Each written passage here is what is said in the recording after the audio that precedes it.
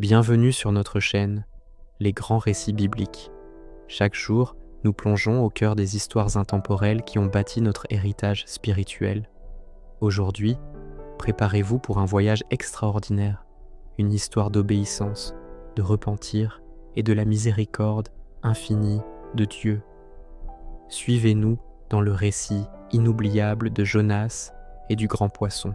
Notre histoire commence lorsque la parole de l'Éternel est adressée à un homme nommé Jonas. La mission divine est claire. Lève-toi, va à Ninive, la grande ville, et crie contre elle, car sa méchanceté était montée jusqu'à moi. Mais Jonas est effrayé. Ninive est connue pour sa cruauté, et la tâche lui semble insurmontable. Alors, au lieu d'obéir, il décide de fuir. Il part dans la direction opposée, vers le port de Jaffa, trouve un navire en partance pour Tarsis, une destination lointaine, et pense ainsi pouvoir échapper à l'appel de Dieu. Mais peut-on réellement fuir le Créateur? Alors que le navire prend le large, Dieu déclenche une tempête si violente que le bateau menace de se disloquer. Les marins, pourtant aguerris, sont terrifiés. Chacun prie son propre Dieu et ils commencent à jeter la cargaison par-dessus bord pour alléger le navire. Et Jonas, pendant ce temps, il est au fond de la cale, endormi profondément. Le capitaine le découvre, stupéfait, et le secoue. « Comment peux-tu dormir? Lève-toi, invoque ton Dieu, peut-être qu'il nous sauvera. » Les marins, désespérés, décident de tirer au sort pour identifier le responsable de ce désastre. Le sort, bien sûr, désigne Jonas. Il l'assaille de questions. « Qui es-tu? D'où viens-tu? Pourquoi ce malheur s'abat-il sur nous ?» Jonas avoue tout. « Je suis hébreu, je crains l'Éternel, le Dieu qui a fait le ciel, la mer et la terre. Et oui, je fuis sa présence. » Les marins sont saisis d'une grande peur. « Pourquoi as-tu fait une chose pareille ?» lui demande-t-il. La mer est de plus en plus déchaînée. Que devons-nous faire de toi pour que la mer se calme? Jonas, réalisant la gravité de sa faute, leur donne la seule solution possible. « Prenez-moi et jetez-moi à la mer, et elle se calmera.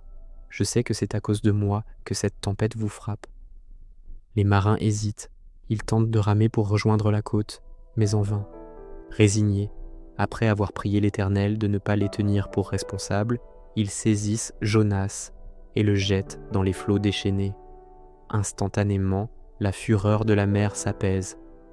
Alors que Jonas coule dans les profondeurs obscures, l'impensable se produit. L'Éternel a préparé un grand poisson pour l'avaler. Jonas se retrouve dans le ventre de la créature pendant 3 jours et 3 nuits. Dans ces ténèbres, dépouillé de tout orgueil, il prie. Sa prière est un cri de détresse et de repentance. Dans ma détresse, j'ai invoqué l'Éternel et il m'a répondu. Du cœur du séjour des morts, j'ai crié et tu as entendu ma voix. Il reconnaît la toute-puissance de Dieu et la folie de sa propre fuite. Il promet d'accomplir sa mission, proclamant que le salut vient de l'Éternel. Dieu entend cette prière sincère, venue des abysses. Il ordonne alors au poisson de rejeter Jonas sur la terre ferme. Miraculeusement sain et sauf, Jonas entend, pour la seconde fois, la parole de l'Éternel. « Lève-toi, va à Ninive, la grande ville, et proclame-y le message que je te donne. » Cette fois, plus de fuite, plus d'hésitation. Jonas obéit. Il se lève et part pour Ninive. C'est une ville gigantesque, il faut 3 jours pour la traverser. Jonas y entre, et pendant une journée entière, il marche en criant un message simple et terrible. Encore 40 jours, et Ninive sera détruite. Et c'est là qu'un second miracle se produit, peut-être encore plus grand que le premier. Les habitants de Ninive, de la plus humble personne au plus puissant, entendent le message et ils croient. Ils proclament un jeûne national. Tout le monde, y compris le roi, se couvre de sacs et s'assoit sur la cendre en signe de repentance. Le roi publie un décret ordonnant à tous, hommes et bêtes, de jeûner, de prier Dieu avec ferveur et de se détourner de leurs mauvaises actions. « Qui sait, déclare le décret, si Dieu ne changera pas d'avis et ne renoncera pas à sa colère, afin que nous ne périssions pas. » Face à ce repentir collectif et sincère, Dieu voit leur changement de cœur. Il se repentit du mal qu'il avait prévu de leur faire, et sa miséricorde l'emporte. Il épargne la ville. Mais cette clémence divine, loin de réjouir Jonas, le met dans une colère noire. Il se plaint à Dieu. « Ah, Éternel, n'est-ce pas ce que je disais? C'est bien pour ça que j'ai fui au départ. Je savais que tu es un Dieu compatissant, lent à la colère, riche en bonté et qui regrette le mal que tu annonces. » Amer, il demande même à Dieu de lui prendre la vie. La réponse de Dieu est une simple question. Fais-tu bien de t'irriter? Jonas, boudeur, sort de la ville et s'installe sous un abri de fortune pour voir ce qui va se passer.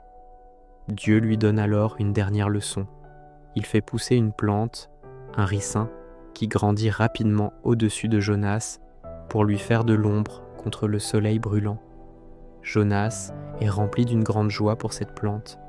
Mais le lendemain, à l'aube, Dieu envoie un ver qui pique la plante et elle sèche. Puis le soleil se lève, accompagné d'un vent chaud et accablant. Jonas, frappé d'insolation, demande à nouveau la mort, consumé par l'apitoiement sur lui-même. C'est là que Dieu lui parle une dernière fois. « Tu as pitié de cette plante, pour laquelle tu n'as eu aucune peine, qui est née en une nuit et a péri en une nuit.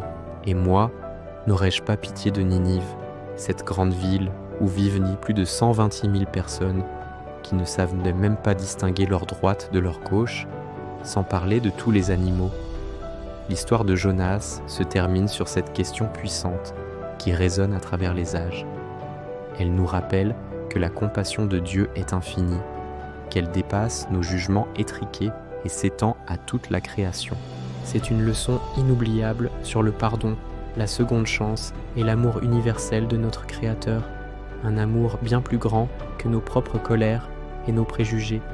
Merci de nous avoir rejoints pour ce voyage au cœur des grands récits bibliques.